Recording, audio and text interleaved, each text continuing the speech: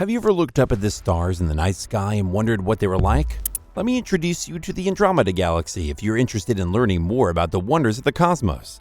The gorgeous spiral galaxy known as the Andromeda Galaxy, often referred to as Messier 31 or M31, is situated roughly 2.5 million light-years away from our own Milky Way.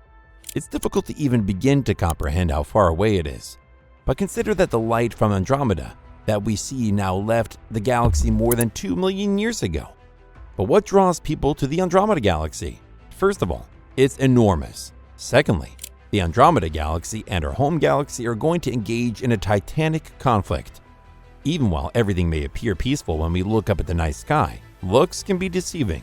This is what will happen to Earth. Even though we may not see it, our galaxy, the Milky Way, is traveling at an incredible 1.3 million miles per hour and is directly headed for its neighbor, the Andromeda Galaxy. The 2.5 million light-years separation between these spiral galaxies won't always remain constant. The Milky Way's central black hole will be torn open by the cosmic collision, which will occur sooner than expected. Why is this occurring now? What will happen to Earth when this inevitable collision occurs? You will get to know this and plenty more as we dive into the details of today's show. However, before getting started with the video officially, here's a quick reminder that you can subscribe for free and like the video so that we can boost the algorithm. Comments are most welcomed. Getting to know all. The two biggest galaxies, a so-called local group which consists of several dozen enormous and tiny galaxies connected by gravity, are the Milky Way and Andromeda galaxies. Because Andromeda and the Milky Way are the largest, they are in charge of the group's future and gravitational pull. The Andromeda Galaxy, which is hurtling towards us at 68 miles per hour, is far smaller than the Milky Way. After around 6 billion years, they will finally combine to form a single huge spherical galaxy. This new galaxy, also known as the Milky Way or Milk Andromeda, will be formed when the supermassive black holes situated at the centers of the Milky Way and Andromeda merge. The Andromeda-Milky Way collision is strange because we have known about it for hundreds of years.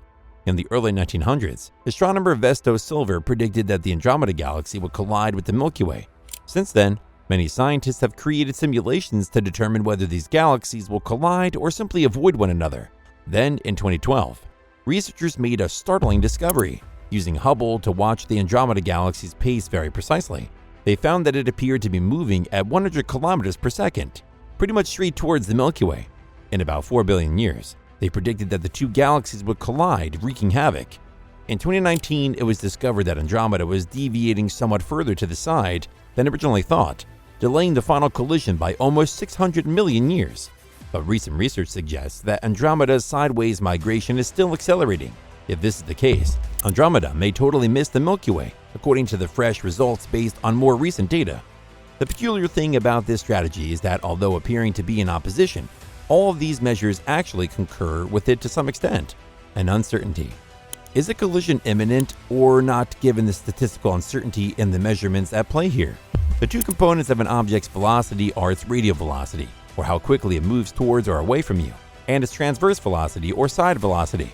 If something is approaching you with some speed but no transverse velocity, brace yourself for contact. Nevertheless, if it has some positive transverse velocity, it will be going not only toward you but also sideways. If the transverse velocity is sufficiently great, it will miss, since nature has a mechanism for achieving this. The light of an object traveling towards you is Doppler altered and its wavelength shortens, making it easy to calculate the radial velocity of Andromeda. Blue shifting taking is the term for it. The galaxy spectrum makes it possible to quantify this in a pretty straightforward and accurate manner, and it has been calculated to be around 100 kilometers an hour or 360,000 kilometers an hour. That was quick, right? How fast is it moving in one direction? But a crucial question that is hard to quantify is how quickly it is veering to the side. To go to Andromeda, which is approximately 2.5 million light-years distance, requires a lengthy trek. Think of it this way. The Cassini spacecraft took 7 years to go from Earth to Saturn, which is situated at a huge distance of almost 1 billion kilometers. Consider returning to Earth after spending another 7 years visiting Saturn.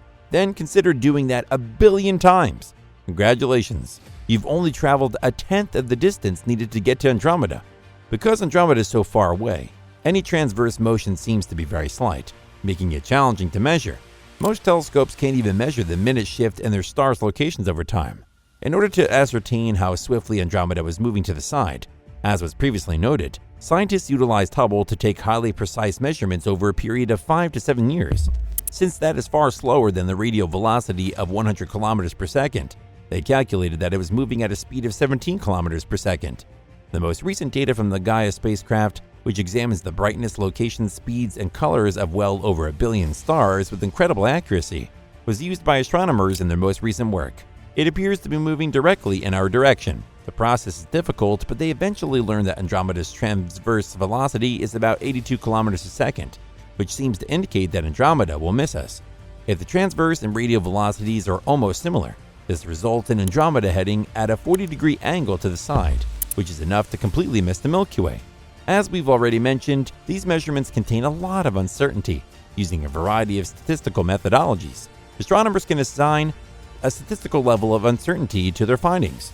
This is unpleasant because if the lower figure is right, a collision is guaranteed. If the higher one is, a miss is guaranteed, and we are unable to tell the difference between the two. The longer the distance between observations, the more the star appears to move over time and the more certain the measurements are, according to experts who are trying to follow it.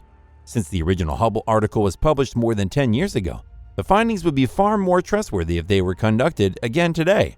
Gaia is still observing, so its revised data, which will be released once it has processed data from all 5 years of its planned mission, should be far more accurate than the earlier data.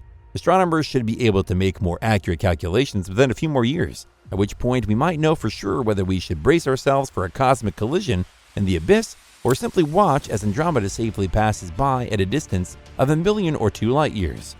A what if? What if it decides to hit us anyway? Andromeda is now about 2.5 million light years distant, but when it collides with our galaxy in less than 4 billion years, it will start a cataclysmic dance that will last billions of years and create a new galaxy. Nevertheless, a breathtaking scene will be seen by Earthlings just before Andromeda collides. 250 million years after the collision, the two galaxies will win comfortably over one another. The only thing that will be left will be the skeletal remains of two distinct galaxies. The struggle will continue for billions of years, though, until the supermassive black holes at the center of each galaxy come close enough to combine. In the night sky, the elliptical galaxy's bright light center will be visible if Earth survives 6 billion years of cosmic destruction. You might even want to change your end-of-the-world clocks to reflect this. Around 10 billion years ago, the Milky Way was involved in a significant collision, and smaller galaxies are routinely swallowed up by larger galaxies as they move through their orbits. The Milky Way may end in its current form a few billion years sooner than expected. Another collision on its course. A similar spiral of stars known as the Large Magellanic Cloud LMC, one of our parent galaxy's nearest satellites, appears to be on a collision course with it about 2 to 3 billion years before the Milky Way and Andromeda galaxies collide, which has long been anticipated. According to a group of astrophysicists at Durham University in the UK, this cosmic catastrophe might begin as soon as 2 billion years from now. The collision would irreversibly affect both galaxies, even though the LMC has only around 1/20th the solar mass of the Milky Way.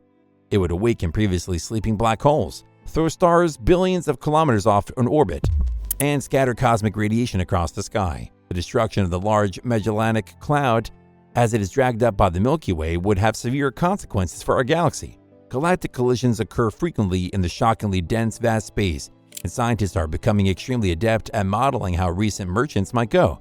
The Durham team used the supercomputer to simulate a variety of possible consequences for the forthcoming Milky Way LMC merger. What aspects of our galaxy will change is predicted by the collision simulator. The merging LMC would probably cause the Milky Way's central black hole to experience a large influx of fresh gas and stars, reviving the once dormant behemoth. When a supermassive black hole swallows and spews out burning celestial matter at speeds close to the speed of light, an object known as a quasar is generated. Such a collision may swell the black hole to about 8 times its current size. The stars currently residing in the Milky Way's galactic center would sadly have to make way for a new population of cosmic immigrants from the LMC if this were to happen. In reaction to all the extra material coming into the vicinity, the researchers predicted that many stars will be sucked into the galactic center expanding black hole, and that other stars may be thrown headfirst into interstellar space, quadrillions of miles distant. Fortunately, after 2 billion years, the union will only have a minimal effect on a few stars that are close to the Sun. The researchers came to the conclusion that there is not much danger to life on Earth and that the Milky Way's newest quasar might even give future inhabitants of Earth a spectacular display of cosmic fireworks. Because of the power of the James Webb Space Telescope, also known as the Just Fantastic Space Telescope, we'll be able to see collisions in exquisite detail, even if we won't be here to witness them. However, even before that, the Sun can be truly problematic for us. By the time we merge with Andromeda, our Sun will be a red giant that will first swallow up Mercury and Venus before expanding to a diameter equal to that of Earth's orbit. You may be familiar with the Carrington incident, an extreme geomagnetic storm that occurred in 1859 and wrecked telegraph cables. At the time, this event and a related solar explosion that occurred in 1921 were generally regarded as curiosities. Today, however, scientists see them as warning signs that a solar storm might cause catastrophic burns and meltdowns in our satellite networks and electrical infrastructure. Although it may be worse, astronomers found a solar flare from the year 775 that was 10 or 100 times more powerful in 2012. Now, researchers scouring ice cores for strange isotopes have found evidence of 2 further megaflares that took place 5259 and 7176 years ago, respectively. That will eventually happen again, and we are not prepared for what is about to hit us. With that, we have reached the end of today's show. Do you think that earthly beings would devise a plan to stay safe if both these come straight head on? Do let us know in the comments section below. If you enjoyed this video, please hit that thumbs up. It will help us understand our audience and allows YouTube to suggest similar videos. Thanks for watching, and we hope to see you at the next one.